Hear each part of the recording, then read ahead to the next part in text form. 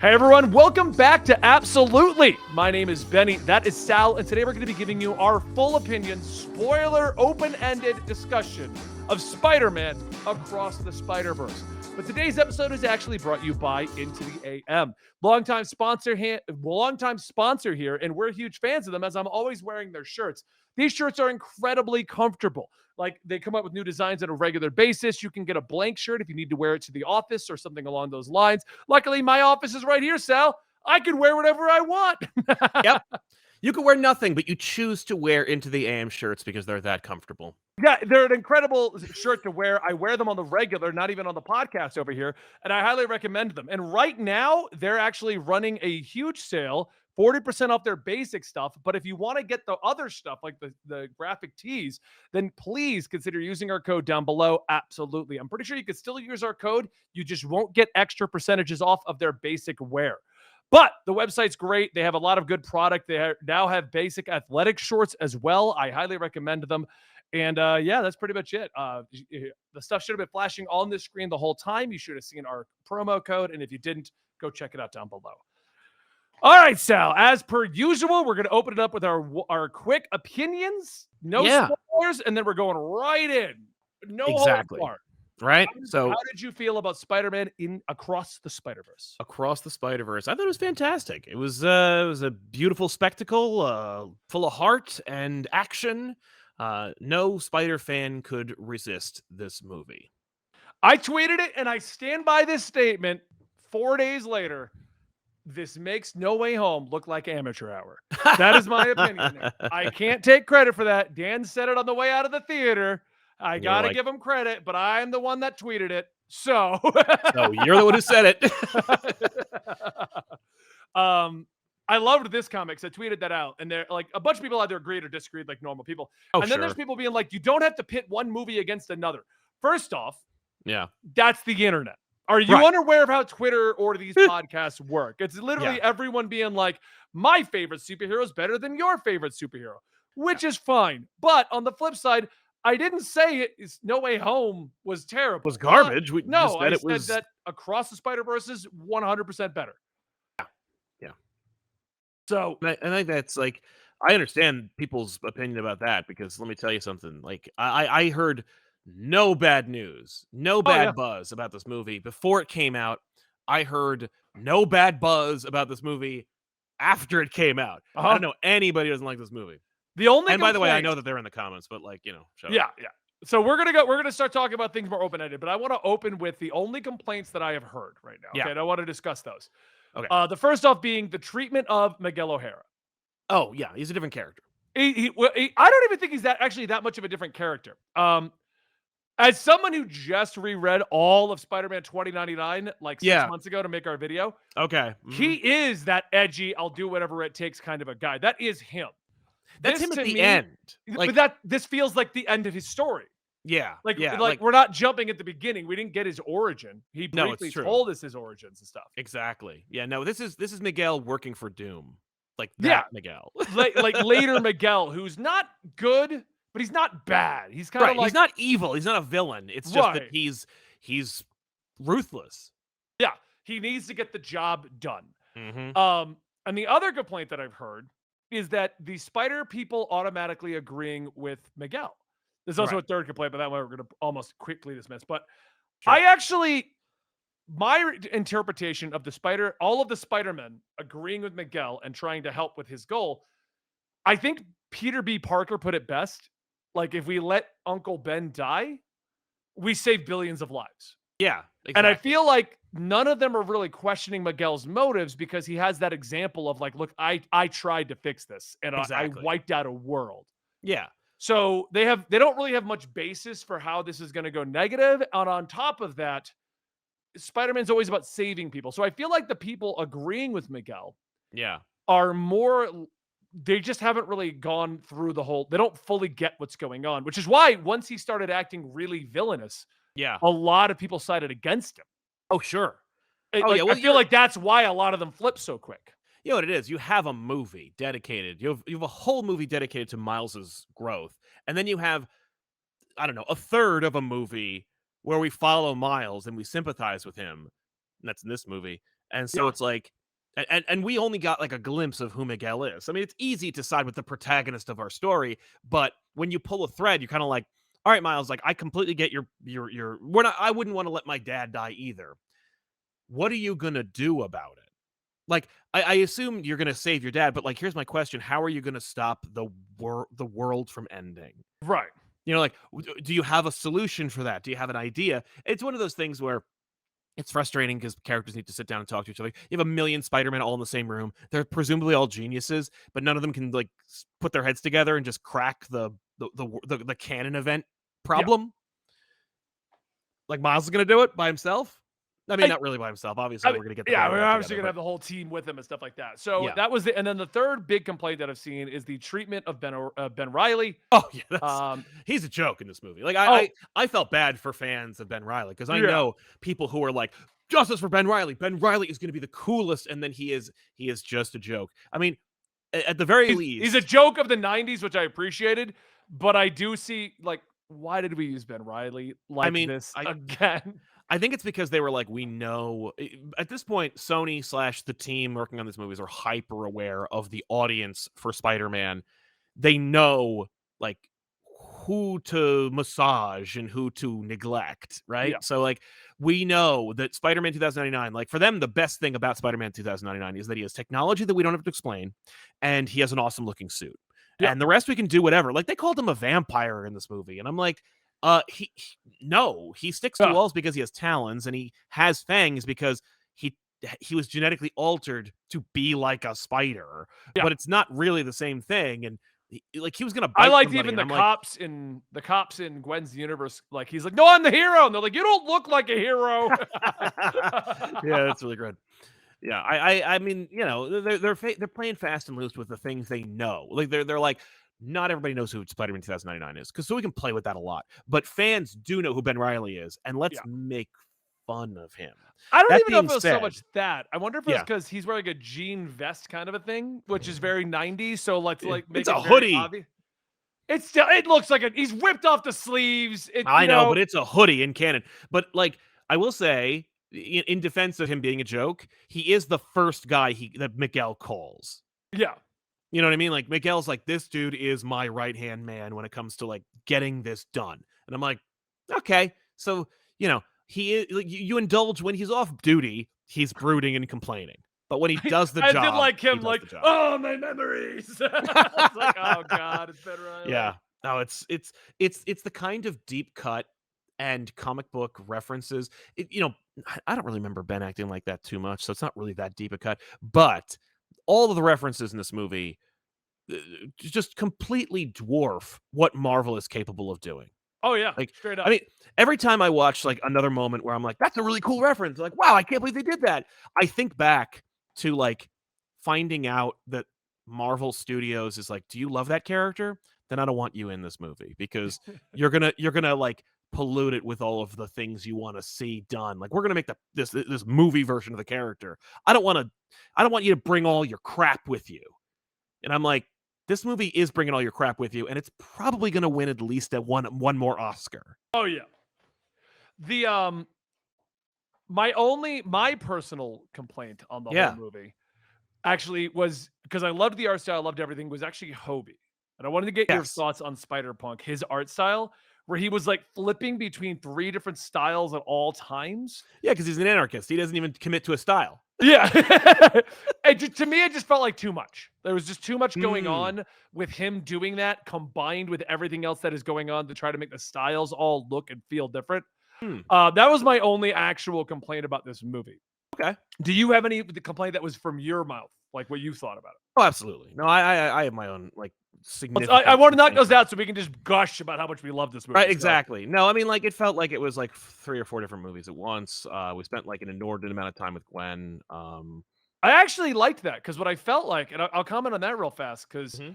I want to talk more deep about this, but the fact that the movie is a cliffhanger.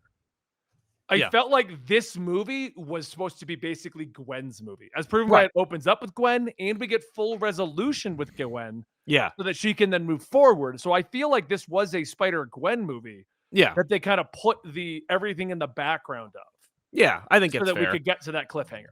Absolutely. No, I mean, it's just that it was like it's billed as a Miles movie, but the first, like, I think 30 minutes are Yeah. a Gwen or a Secret Gwen movie, and it's like, Yeah. okay. And by the way, I don't mind. I would love to see a Gwen movie. I'm not complaining about it in any way. I'm just saying, like, it felt like there were, you could really feel that, like, there were certain because there's 3 different directors for this movie, and I think it's either 2 or 3 different directors. Let me take a look really quick. Yeah, it's 3 different directors. Like, there are sequences where I'm like, "That is like that," but this scene following this scene isn't anything like that scene. You know what I mean? Like, it didn't have the consistency of, like, a standard movie, like a Yeah. straight up movie filmed for narrative, structure. But it works. It works, but you can feel the 3 different conflicting visions and perspectives and reliances. Like, it was I feel like that helped the movie though, to I really think make it fit, certainly.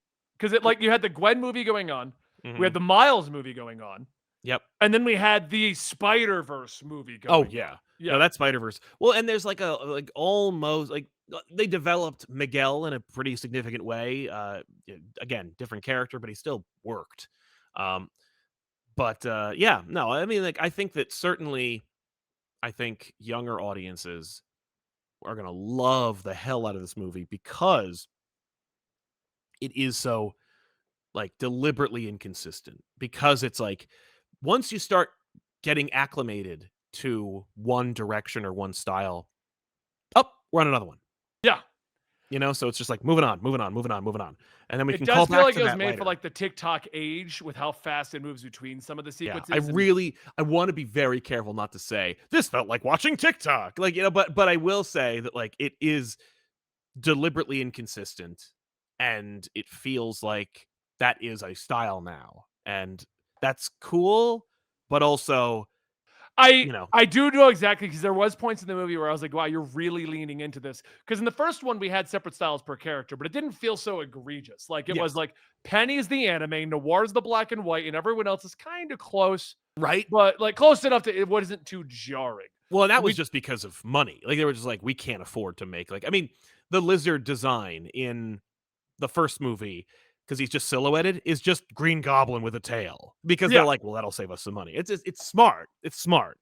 But, like, this movie, they're like, well, we can balloon the budget, despite the fact that we said that we weren't gonna, and just go for it. No, this is it's a beautiful spectacle, and it looks good, and the animation effort that they put into it has completely crushed any Disney effort in oh the yeah, last decade. Like, this movie looks better than any Disney movie has has looked in a decade, yeah. No, I agree with you 100% about that. That's one thing I loved about it. The animation is super crisp, even bouncing right? between them and feeling inconsistent and feeling like they went all in on the changing of everything. I Right? still felt like I was watching a movie, and the all the animation and all the universes kept up and stayed up there. Yes. Like the pastels of Spider-Gwen going to the more natural look of Miles, then Oh, bouncing yeah. over to the Indian Spider-Man. It's Uh, Peter Paviter. Paviter. Yeah, I've always Yeah. said Paviter, but they pronounce it different in the movie. Yeah. So, Yeah, and they probably know better than I do. yeah, oh yeah. Um, but yeah, I mean, just the way they did all of this was great. Even going to Miguel's universe, that Yes. futuristic vibe, which I did find a little funny. They're like, he's from another universe. I'm like, he's not supposed to be though. He's Oh, supposed to no. be. He's supposed to I be mean, 6'6". what I love, though, it's like, it's another universe that also happens to be, like, 80 years in the future. Yeah. Because like it's for those who don't know, Miguel is supposed to be the further timeline of Spider-Man. That's like Yeah, the but we whole all know idea. that's not true. 2099 is not, I mean, look, when Supposed 2099 to was be. yeah, Supposed to be. when it was invented in the year 1992 or whatever, or 4, when 2099 was created, they were like, "This is the future of Marvel." And I'm like, Yeah. "No, it's not, you liars." And, and they're right. Well, yeah, didn't they eventually, like, kind of, like, tell you Oh, that they, it like, wasn't? threw it away, they changed it, there was a big Time Storm event. Did you guys cover Time Storm? Because you Yeah, should we probably went through cover the whole Time. thing, yeah, Good, okay, then yeah, then you know. Check it yeah. out, go to So comicstorian.com, they or yeah, check like, out Time Storm. retconned it out of the main timeline, but then we still have things that happen that are like, "No, no, no, I'm in the main Oh, I timeline." know, that's because writers are just like, that's because there's no editors at Marvel. So they're Yeah, just like, similar to "Whatever." Batman Beyond. Batman Beyond's supposed to be the future of Batman, but, like, But, is like, it? I always love in the Batman Beyond future, every other superhero is just give it up. Like, Oh my god, yeah. Yeah, screw Green Arrow. yeah, Nah. screw Green Arrow. We don't even mention him anymore. Flash isn't around. That's one thing I liked about the DC Rebirth Batman Beyond, where they were like, here's where Flash went. Here's where Superman went. Here's where the Joker went. Like, Right. that was that Right. whole series. Where did That's everyone go? I'm here to answer that finally. yes. Why is Batman the only one? And even then, Yeah. he wasn't. He left too. Remember, like, Yeah. there's no Batman for a while. But back to Spider-Verse. So that's pretty much our Spider-Verse. gripes. I wanted to go through that first because Yeah. I wanted to gush about this movie, Sal. Yeah. And it's easy to do. From the get-go, opening up with the humor. I don't want to go beat by beat. You know I hate doing that, but I do want Yes. to talk the start of the movie was just gave the perfect vibe. Spot, like it made you feel like, oh, we're in for a lighthearted, fun adventure. And it felt Mhm. that way up until the reveal from Miguel, what is actually going on. Yeah. And I loved that because Spot dropping the bread through his chest, trying to call himself Spider-Man's nemesis. A great thing that happens in the comics all the time where like Yep. low-level villains are like, no, I'm your I'm the nemesis. main character. Yeah, Yeah. exactly. Yeah. I loved that. I loved Gwen's opening sequence. I, as like Oh, you, yeah. was shocked that we were doing a Gwen story in the beginning of this entire movie. Yeah. And I'm glad we did because it looks good. You know what it is? It's like it's almost like they were because I mean, after the first movie, they were planning on developing like all of them. Make Oh a yeah. Spider-Man noir show, make a Spider Ham show, make them all. And I could imagine them going like, we're not going to develop these properties because of like COVID and whatnot. And then afterwards they were like, well, I mean, we're doubling the budget. Let's do like a backdoor Spider-Gwen movie pilot. Well, So, that's kind of what it felt like because Spider-Gwen got the opening where we get the reveal that she is Spider-Gwen. We get to see what happened with the lizard. We get to have the father discover who she is. yep, All of that is straight out of the comics, which I also loved. agreed. And then she flees out of the area, but in a different way this time. Because how did she do it in the comics? I thought it was in an alley. I don't remember off the top of my head like the Spider-Gwen identity reveal to her father. But I do know A, it goes better, and B, um, it's it's not as obvious. I mean, it doesn't involve multiple realities converging and fighting. Yeah, it's a lot more So grounded because this one is all yes, about that Leonardo da Vinci vulture fight. great animation on that Yeah. vulture. Like it was just incredible. That really set the tone for what you were in for in this movie. Yeah. You're like, okay, That was also the reveal of Jessica Drew, which seems to be the only character sticking it out with Miguel. Now, I yeah, do have a problem with the Jessica Drew redesign. change. Okay.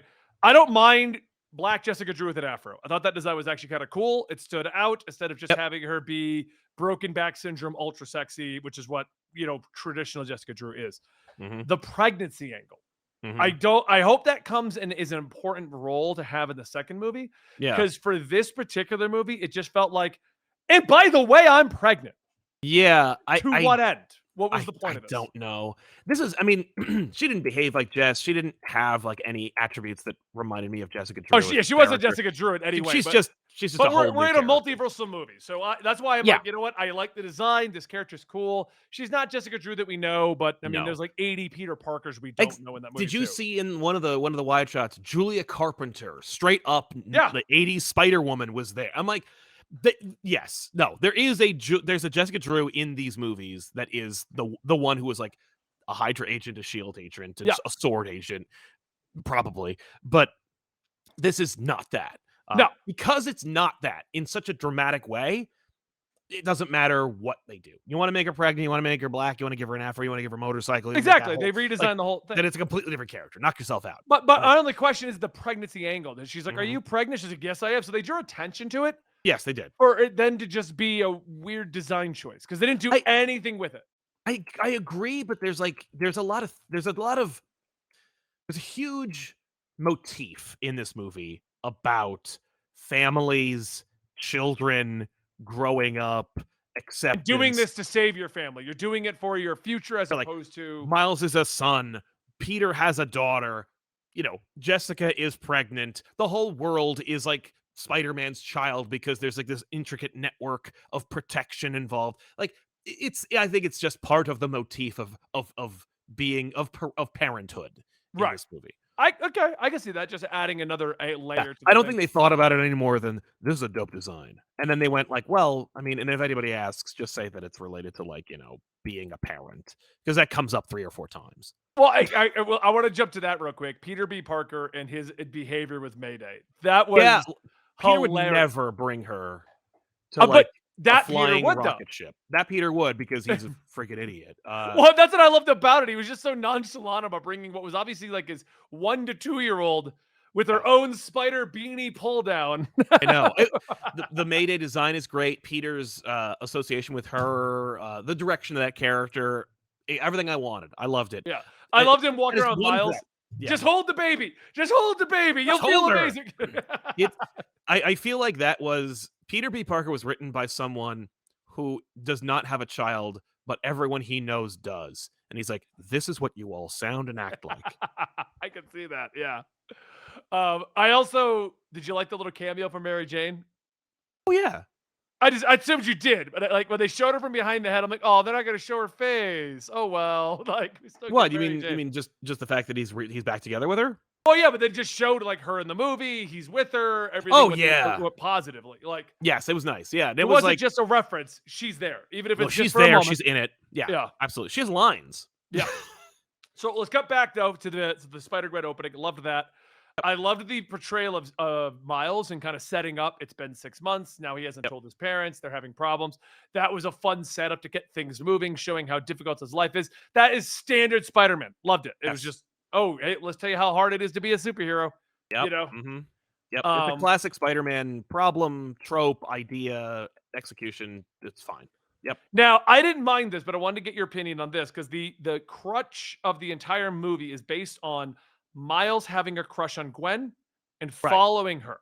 That's Yes. the entire movie is based on that happening. Well, I mean, like that is cosmetically what it looks like, but the reality is the whole thing is about Miles feeling like he is alone and he doesn't belong. And it's funny because, like, you know, the first movie when Miles meets Peter of his universe of 1610 or whatever, he says, "I thought I was the only one," and now, you know, Miles then goes on this adventure where he's surrounded by spider people and he's like, I'm not the only one. Like Yeah. I never lived in a vacuum where I'm the only Spider-Man. Then they all leave and he's alone being Spider-Man by himself. So he experiences that isolation as well. And so Okay. he gets to be Spider-Man all by himself. And he was reared as a Spider-Man that knows he's not alone, unlike the other Spider-Man. And it's funny Right. because, like, if you really dig through the surface of that, like the Chris Pine Spider-Man, maybe he's so successful because he's overcompensating for being like, I am 100% alone. I've never met another Spider-Man. There's clearly no other superheroes in this universe. So it's just me. And I have to be the best Spider-Man possible.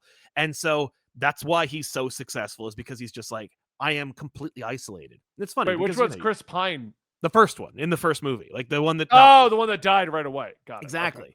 And it's like, oh, that's kind of a neat idea. And see, but he lived in a vacuum, not even knowing about a multiverse. Miles, I know that there are spider people, and none of them want to hang out with me. Yeah. And so he's So you like, think it was less the crush angle and more the I want what's going on? Why are they not inviting me? Why are they not well, it could be showing that up? he's really leaning on the crush. Like he clearly has a crush on her because Oh, yeah. because of the drawings and everything like that, and because who wouldn't? But like he has, I mean, really, like she's just delightful. But like he has a crush on her, but also he's like, I want to get back to when I felt the most comfortable, which is when I was part of a group. Yeah. I was exposed to a cadre of spider people. You know, it's this desire to feel a connection. Obviously, he also feels no connection with his parents, and so there's that angle as well, which is also paralleled by Gwen. You know, like we get that whole 30-minute chunk or whatever with Gwen and her family, so that she and Miles can go on similar journeys where they both feel like they can't go home again. Yeah. But all they have to do is be honest with their parents, and they can, but they won't because they're children. And I then mean, they that's go why Gwen was instead so into- quick to join up with Miguel's thing, to have all Exactly. these spider people to look over to and talk to.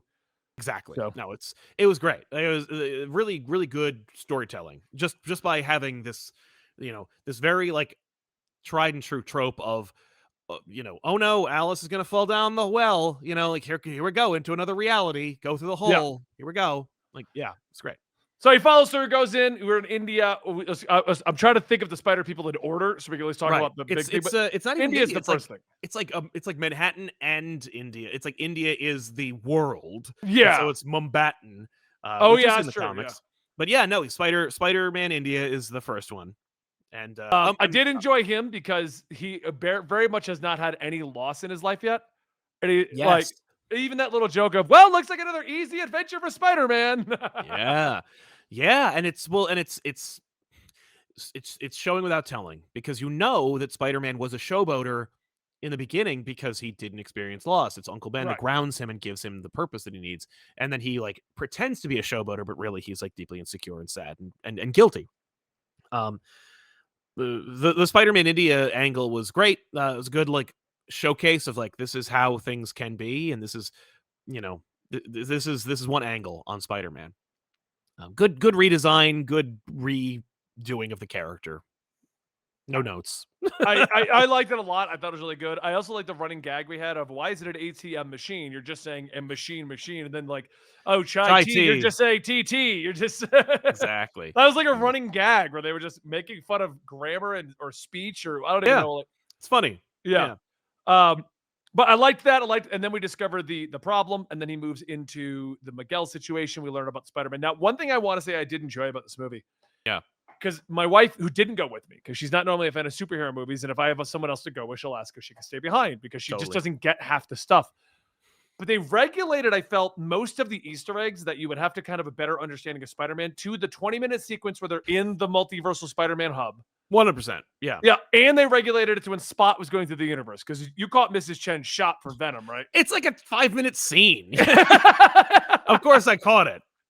No, but I'm saying like that it was Mrs. Chen's shop, like that it Oh was yeah, just. no, it was. I mean, Mrs. Chen is the character in the movie. Yes, yes, I What I loved immediately was. about that is, did you catch that she didn't say anything? So they guarantee they're just like, look angry, and they just put a camera on her. Yeah. No, I She think did. she says something. He What she says like said? you're acting like this is. I don't remember what she says, if anything. Yeah, she might not have said anything. I'm pretty sure she just stayed quiet, just angrily looking at him. Yeah, yeah, yeah. I have wanted Venom to show up, but I mean, at that point, it probably would have gotten a little too bloated with, oh, there's Venom.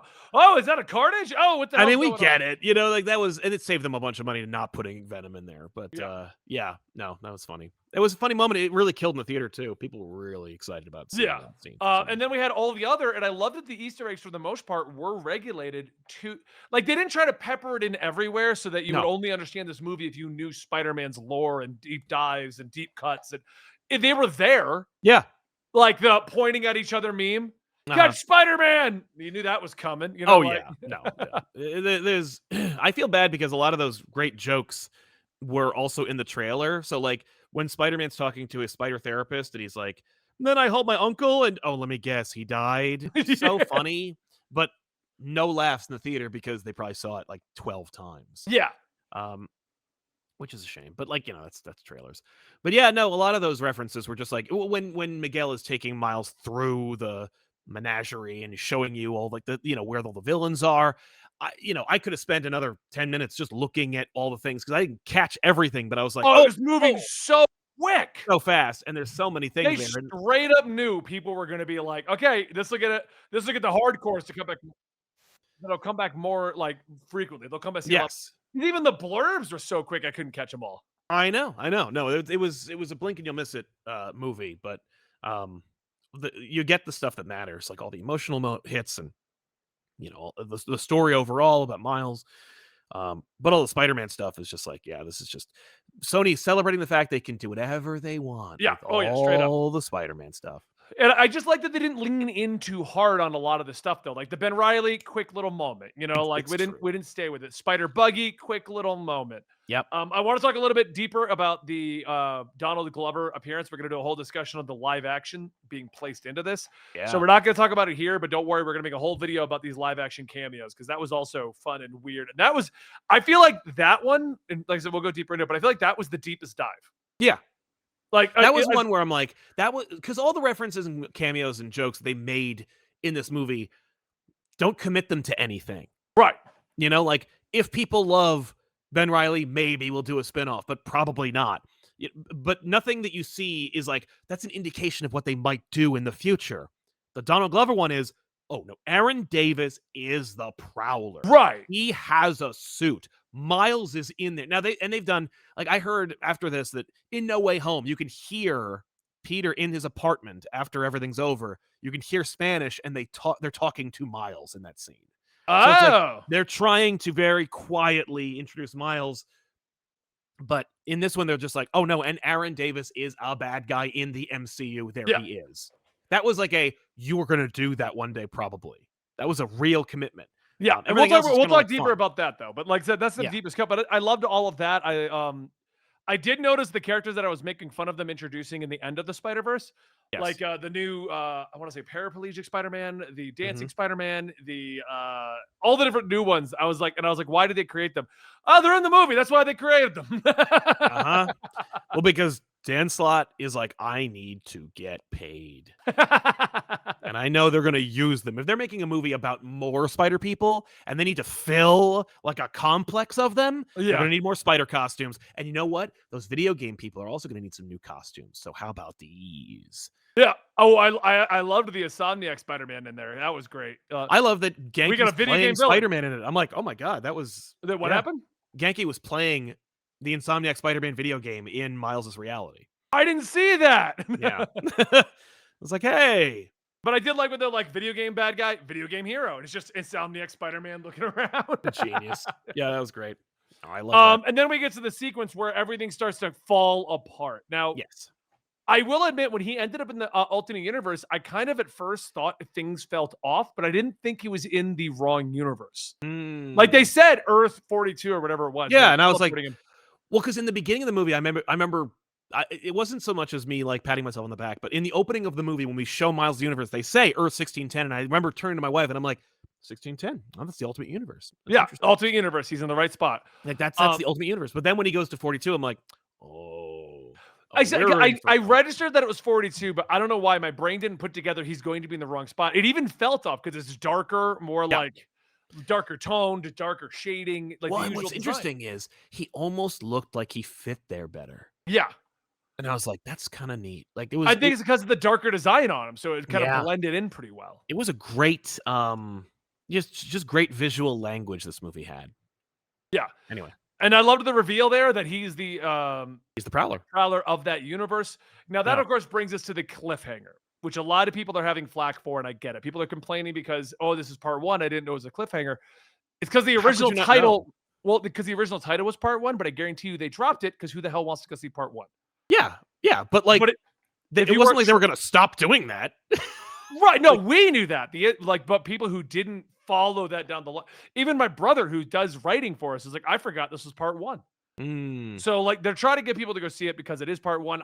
If you remember correctly, originally it was part one, and then 3 months later was part two. So I'm Yeah. a little sad that it's next April. I think it's 9 months or something. Yes. Yeah, it's like April or something like Oh that. no, 11 months then. Yikes. But that brings us to the conclusion of the movie, where this felt like a Gwen movie and a reveal of the overarching plot, and then more Mhm. of a Miles trying to go through the journey, which is why I appreciate them doing it as a Gwen movie. Even if it was a backdoor Gwen movie, Yeah. we still had some resolution. If you never see part two, Right. you're going to be like, oh, well, Gwen learned a lesson and kind of resolved it. Cool. Well, and we needed Gwen to go through like the adventure that she goes on so that she can be in the position to not like to help Miles. Like she needs to go through that change because like they both like we said earlier, like they both understood that they feel isolated in their home universes. Yeah. And they both make the wrong decision about what to do about it. And they both need to come up with why, like they need to learn that lesson themselves. And so it's like Gwen did, now Miles can. Where do you think this is going to go? Mm, How are we going to be able to change canon? Because one thing I noticed is that when Gwen went back, her dad wasn't a captain. And she made a point to be like, you're not a captain anymore. yeah. Which means that we won't lose you in theory. Like, Right. Yeah, I thought the captain thing was really dumb. I think the canon events was like really inside baseball referencey. Like I was like, I get it, but also like you're using terms that fans use to describe like your fake reality, and it's like yeah, it felt a little on the nose, is what I'm saying. And but also being like, well, captains die, and I'm like, captains, like it doesn't like, and for her to say, well, you're not a captain anymore. I understand that like subtly, you could say that no, it is a cosmetic change that represents that there's a fundamental change in her reality, but we identify them as being these are how captains die, and I'm like, it felt a little too direct and obvious. Whereas, like, I think the audience would get it if they just say, "I've changed something." It doesn't have to be that if he is not a captain, he won't die, but if he is a captain, he will die. Right.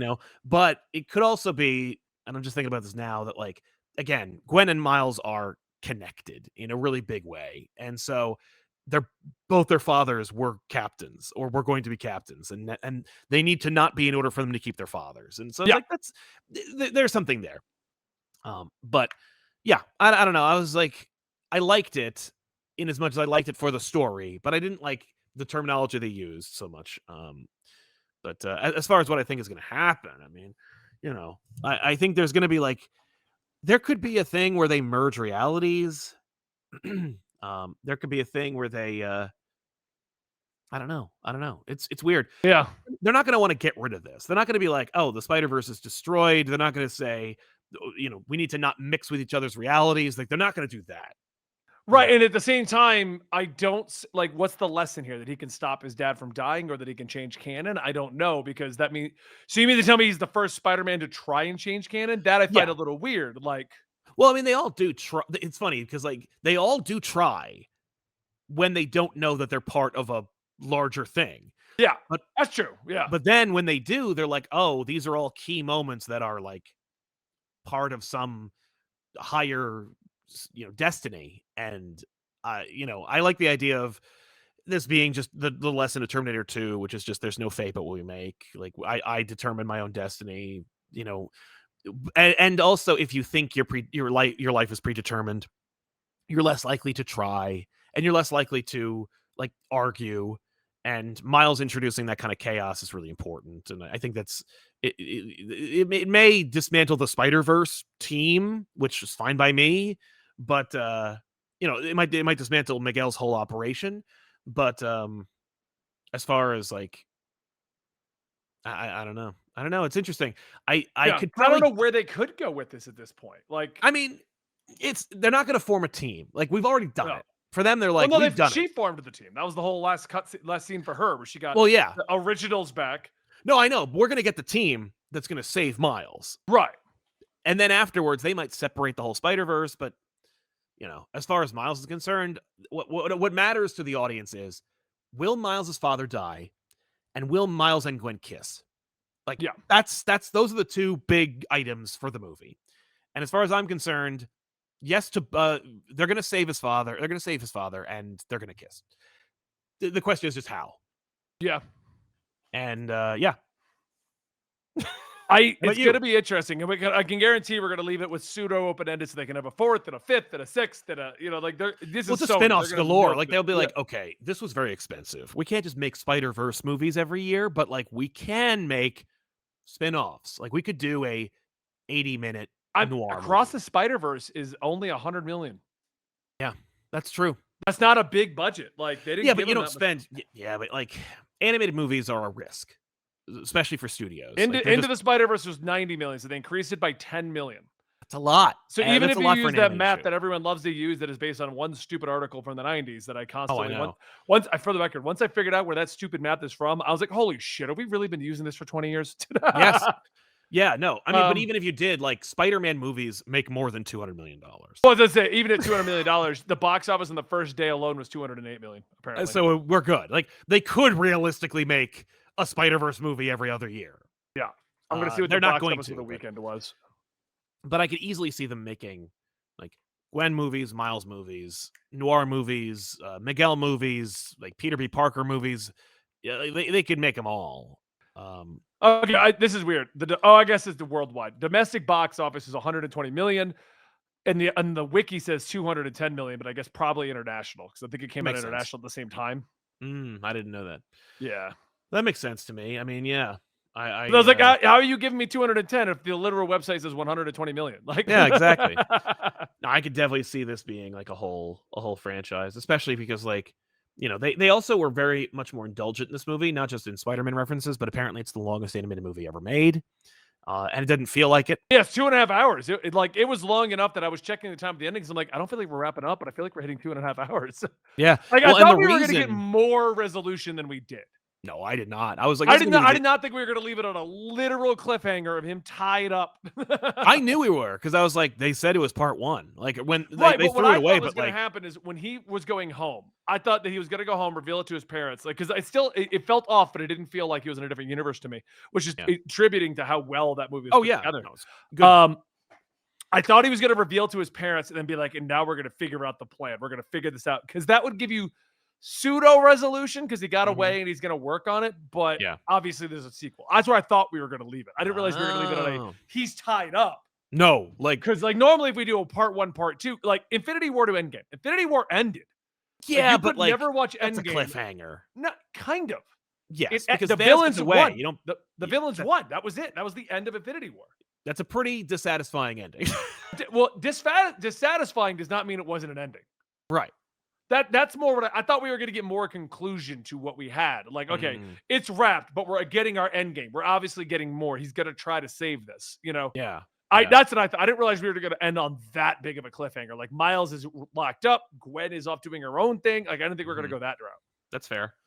Well, I'm glad we did, because it creates this kind of like eventification of movies again, where it's like, I have to go see the next one. I have to see the way this goes, and it's like, yeah, it's the Empire Strikes Back of the Spider-Verse franchise. Genius. So, but all right, well, we're going to leave us here. I hope you guys enjoyed today's discussion about Spider-Man Across the Spider-Verse. We're both huge Spider-Man fans. We're excited about this, and I hope you are as well. But make sure you like, subscribe, hit that notification bell. We're going to do a much deeper dive discussion into the ramifications of putting live action into the Spider-Verse in like 2 seconds on the live, and then it's going to be coming up on the channel probably within a day or two. Thank you guys so much. We'll see you next time right here.